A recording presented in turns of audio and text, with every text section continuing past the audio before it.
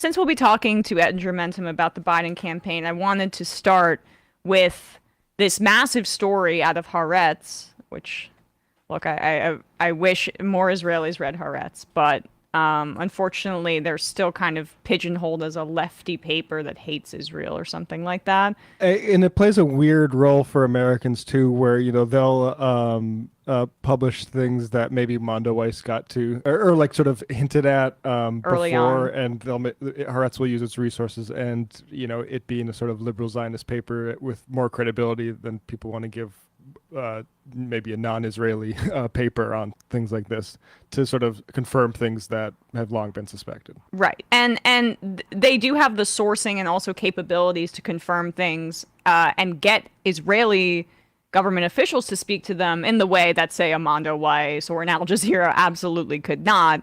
And that's what this article in particular serves. But to set it all up, we've all been, of course, obsessing over the presidential race and Biden, understandably. But in Gaza, the horrors continue. As I said, Israel has struck its fourth school where people have been sheltering in fourth days, and no doubt taking advantage of the way that the U.S. media, the president for that matter, is distracted by his campaign woes. A CNN investigation into one of the bombings of the school, I think this one that was in Khan Yunis, found that U.S.-made bombs were used, including a high-precision munition that was analyzed, and that munition was made by Boeing, according to a CNN investigation. And all in the backdrop of this is that ceasefire talks are happening in Cairo. The IDF is doing this as the ceasefire talks are supposedly happening, and they're striking schools, ramping up airstrikes on Gaza City, where many Palestinians are refusing to leave again. They're exhausted. They're defiant.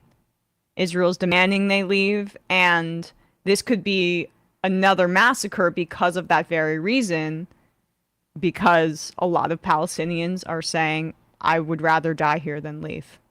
And you can't view this increase in violence as anything more than a deliberate attempt to antagonize Hamas and Palestinians in these ceasefire negotiations so that they collapse. Because if Israel was earnestly interested in ceasing hostilities, they wouldn't do anything to endanger the talks in the most crucial days.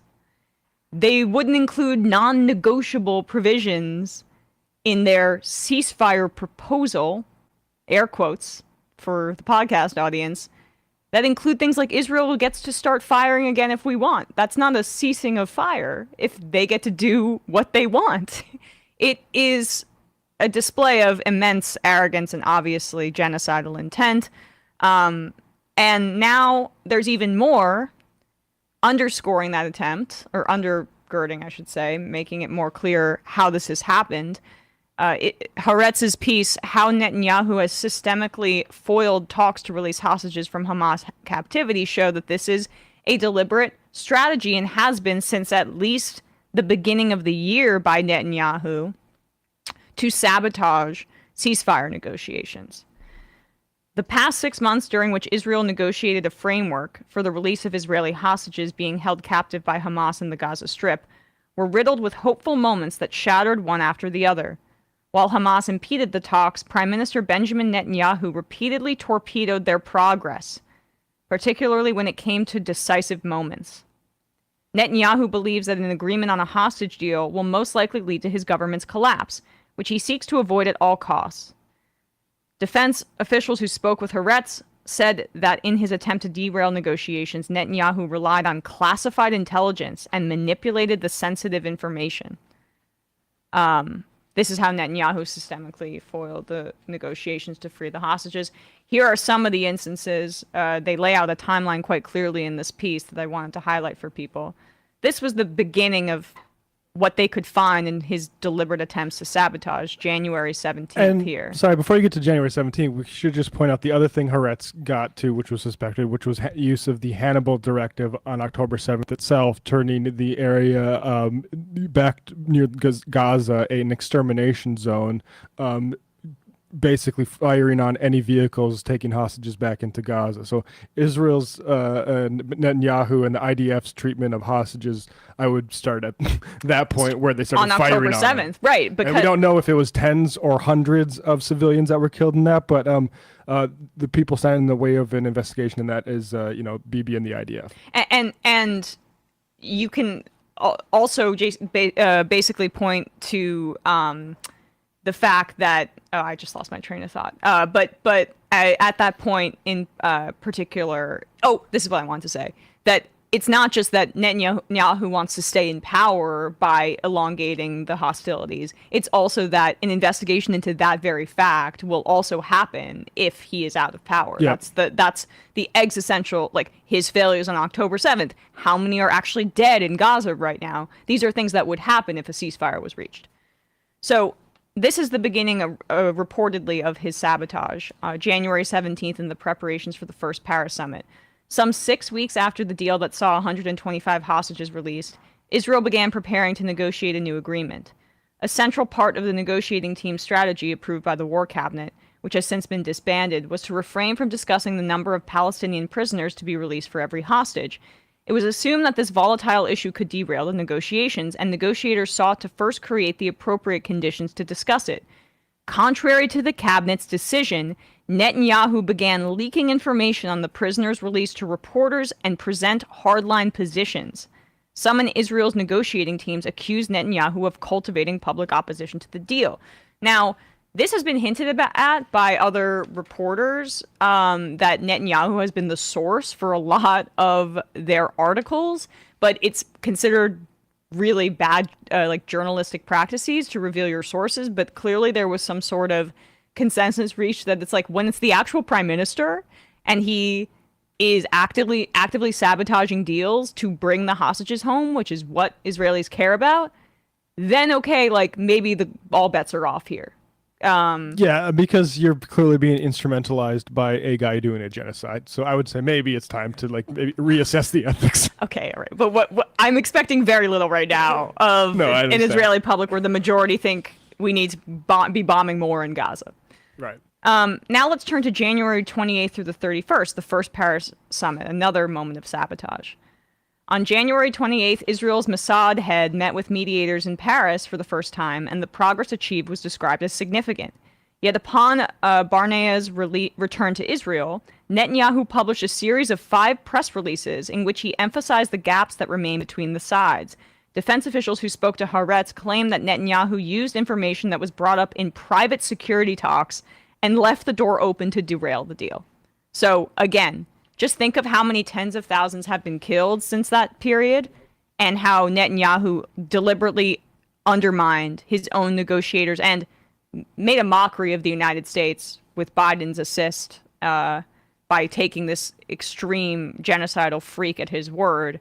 And so they had more time to keep killing. February 6th. February saw Israel make considerable efforts. Could we scroll down, Bradley? February saw Israel make considerable efforts to reach a deal before the holy month of Ramadan begins. Shin Bet head Ronen Bar tried to push forward with a humanitarian deal, leveraging the urgent need for humanitarian aid in the Gaza Strip. That same month, Netanyahu decides on a new strategy. He permits the negotiating team to hold talks with the mediators, but forbids the members from presenting their position or from making proposals. Netanyahu only allows them to listen.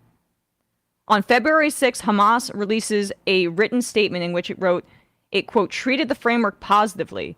Netanyahu responds immediately, releasing a statement by a senior Israeli official saying that Hamas's answer to the hostage deal is actually negative, and adding that Israel has no intention in stopping the war. On that same week, according to Israel's Channel 13, Netanyahu instructed Likud ministers to attack the deal that was taking shape. So you can see here how it's quite clear what the strategy is by Netanyahu. And this continues all up until, we don't need to go through every example, but this one stuck out to me as well. If we go to when Biden tried to kind of force the issue by making the speech. June 1st, Israel relays a hostage release framework to the mediators, but Netanyahu refuses to present it to the public. On June 1st, U.S. President Joe Biden presents the framework in a public speech. This is the same proposal being discussed these days.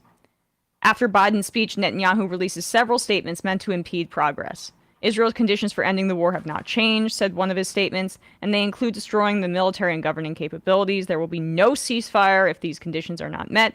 Meanwhile, Netanyahu aides send messages to journalists claiming, not in Netanyahu's name, that there is a, quote, slim chance for a deal. We're headed towards a dead end. Now, a reminder that Biden had presented that to the American public as an Israeli ceasefire proposal. So you can see here where someone like Barak Ravid of Axios is getting these leaks about the Israeli negotiators' intentions, and I don't know, I don't have any reason to believe that they weren't acting in like their very narrow role in earnest, because of the way that those things are fractured, I guess, and they were probably given very specific directives. But you see, early on, Netanyahu was saying that they can't even make any offers without his okay. And then he would go back and say that the terms were unacceptable. So the point is that he deliberately handcuffed his own negotiators for months in order to ensure that a ceasefire proposal was not reached, and then did another tactic of leaking the sensitive information to the media that was agreed upon to not be released, so that he could try to sway public opinion to turn them against a ceasefire. And then Joe Biden can get up and ramble about how, actually, no, it really is their proposal. They won't, admit to it. Maybe it was just a line that they gave us. And I think it is says enough about the intentions of our government that we're still treating Israel like a good faith actor in these negotiations. Right. The last thing I'll say here, this was a quote from one of the senior members of the negotiating team. "I can't say that without Netanyahu there would be no deal," said the official presented as D. "I can say that the probability of a deal would be higher. Since December, definitely since January, it's clear to everyone that we're not conducting negotiations. It happens again and again.